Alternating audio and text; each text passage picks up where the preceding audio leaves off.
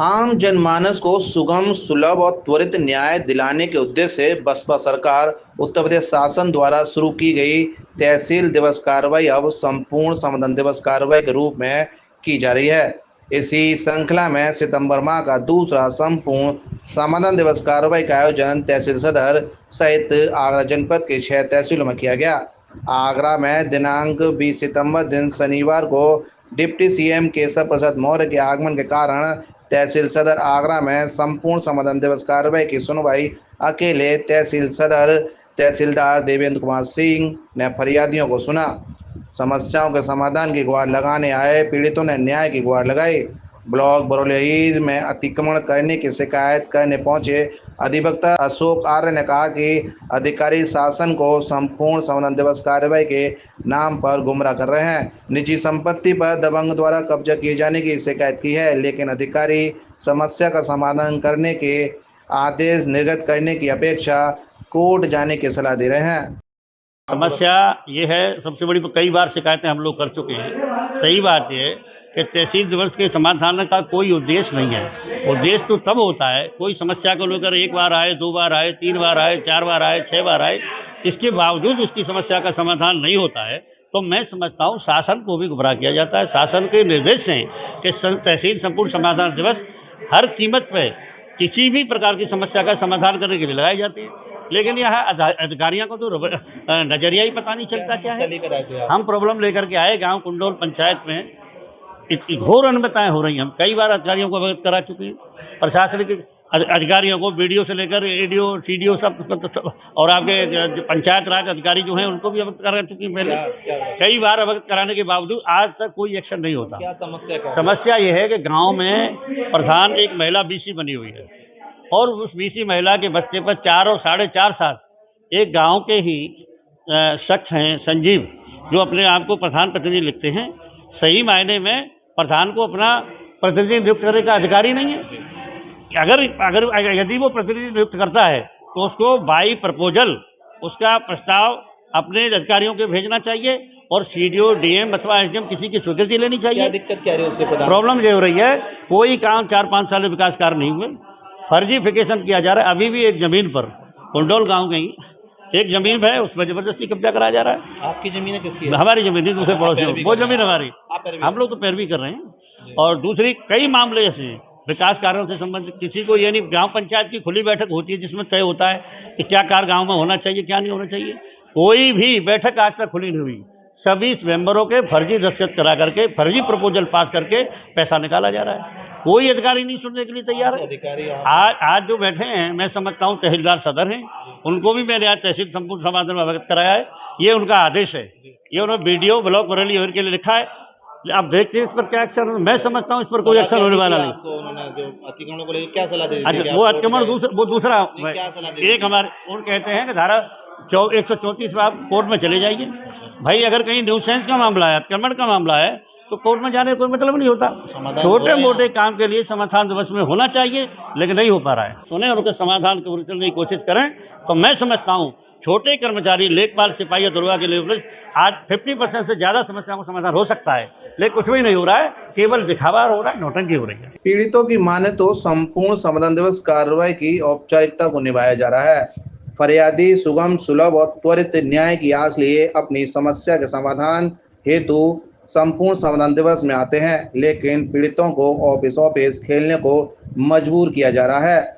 जब से राष्ट्रीय पारिवारिक लाभ योजना के आवेदनों के निस्तारण का कार्य विकास भवन पहुंचा है, तब से वृद्धा पेंशन हो या राष्ट्रीय पारिवारिक लाभ योजना के आवेदनकर्ताओं को टरकाया जा रहा है। डीबीटी और आधार लिंक के नाम पर परेशान किया जा रहा है। ऐसी ही समस्याओं से पीड़ित महिलाएं संपूर्ण समाधान दिवस कार्रवाई में समस्या के समाधान के लिए पहुंची, लेकिन यहाँ भी महिलाओं को निराशा ही हाथ लगी।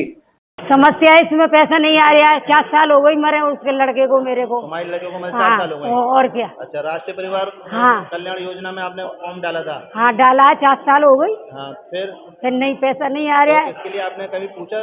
जाते हैं तो यूँ कह देते आ जाएगा, पर आता नहीं है पैसा। आज समाधान दिवस में आई है, क्या कहा है? तो ऐसा यूँ कहते ये लिख के दे दिया है कि आ जाएगा। अच्छा, आ जाएगा। अभी कोई पता समय नहीं बताया? नहीं, समय नहीं बताया कुछ भी। क्या चाहती हैं आप? अब पैसा आ जाए बस। वरिष्ठ अधिकारियों की अनुपस्थिति में तहसील सदर तहसीलदार देवेंद्र कुमार सिंह ने लगभग 150 पीड़ित फरियादियों को सुना और अधीनस्थ अधिकारियों को निष्पक्ष, पारदर्शी एवं समय सीमा में विवेचना कर समस्याओं के समाधान करने के आदेश दिए। तहसीलदार देवेंद्र कुमार सिंह ने संपूर्ण समाधान दिवस कार्रवाई की जानकारी साझा करते हुए कहा कि 10 समस्याओं का समाधान मौके पर ही किया गया है। राजस्व से संबंधित समस्याओं सहित जमीन, मकान, कब्जा की समस्याएं ज्यादा आई हैं। शासन के आदेश के अनुपालन में पीड़ित फरियादियों को सुगम, सुलभ और त्वरित न्याय मुहैया कराने के लिए हर संभव प्रयास किए जा रहे हैं।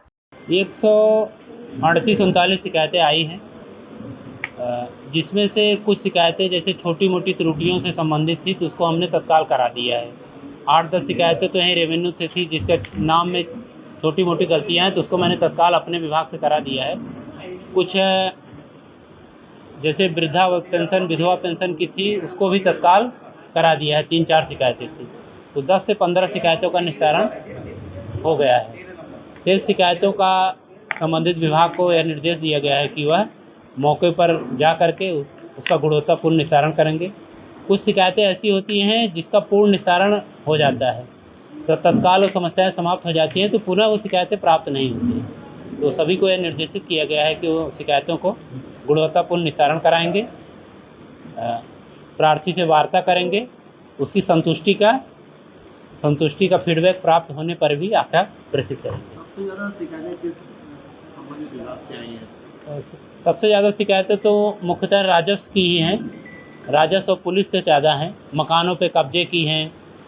गांव जो ग्रामीण क्षेत्रों से शिकायतें आई हैं और निजी भूमि की ज़्यादा आई हैं। रास्ते की, निजी भूमि की पर कब्जे की शिकायतें हैं। कुछ मिट्टी डलवाने, चकमार्गों पर मिट्टी न डालने की शिकायतें भी प्राप्त हुई हैं, जिसके संबंध में एक अभियान चला करके संबंधित खंड विकास अधिकारी से वार्ता करके उसको कराया जाएगा। फरियादियों की माने तो ये कहा जाता है कि समय से शिकायत का निस्तारण नहीं होता, गुणवत्तापूर्ण शिकायत का निस्तारण नहीं होता। कई बार हमें यहाँ आना पड़ता है, उसके बावजूद ही समाधान नहीं होता है। निश्चित है प्रयास किया जाएगा कि गुणवत्तापूर्ण ही निस्तारण होता। प्रयास किया जाता है कि गुणवत्तापूर्ण ही निस्तारण होता है। जैसे कुछ शिकायतें जो सिविल कोड से संबंधित हैं, जिनका समाधान मकान पर कब्जे की हैं या कोई निर्माण हुआ है तो सिविल कोड के अधिकार क्षेत्र में आती हैं तो उनका हमारे विधि अनुसार हम उसका निस्तारण नहीं कर पाते हैं प्रशासनिक आधार पे। तो न्यायालय से संबंधित शिकायतों का जब तक निस्तारण हमारे स्तर से नियमानुसार नहीं किया जा सकता है, जिसके कारण लोगों की समस्याएं बढ़ती हैं।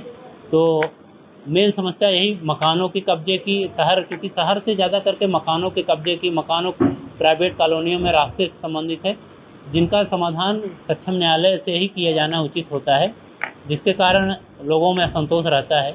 जो हमारे स्तर से होने लायक रहता है हम उसका 100% निस्तारण करते हैं।